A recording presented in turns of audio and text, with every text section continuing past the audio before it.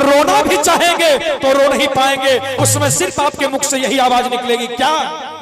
और बैठी है बारे जावा करे जावा हमारा चढ़ के सोना, बैठी है बारे जावा करे जावा हमारा चढ़ के सोना।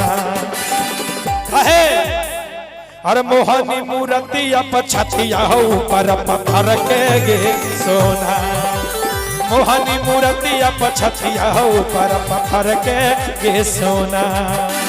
बैठी है बारे जावा करे जावा हमारा चढ़ के सोना, बैठी है बारे जावा करे जावा हमारा चढ़ के सोना। मोहनी मूर्तिया पछतिया ऊपर पत्थर के सोना, मोहनी मूर्तिया पछतिया ऊपर पत्थर के सोना।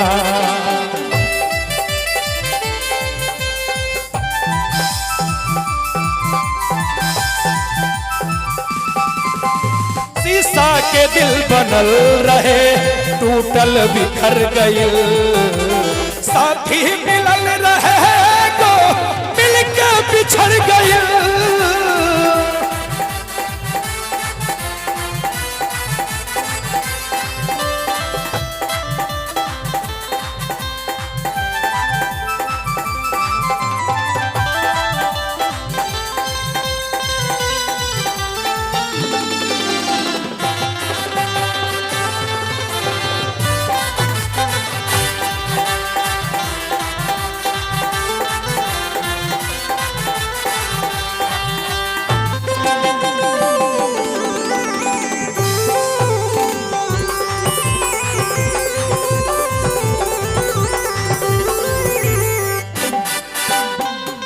मोहनी मूर्तिया पर छतिया ऊपर पत्थर के गे सोना। हमें नहीं जान लियो सोना देमी तो धोखा, बालक बेदर्दी ऐसन देह तोल नहीं मौका।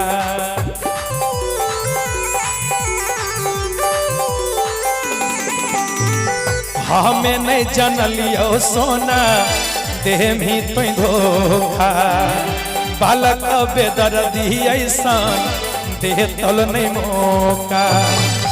और का कैलू और हंसी हंसी बोललू हमसे, अब बोलिया जहर के गे सोना।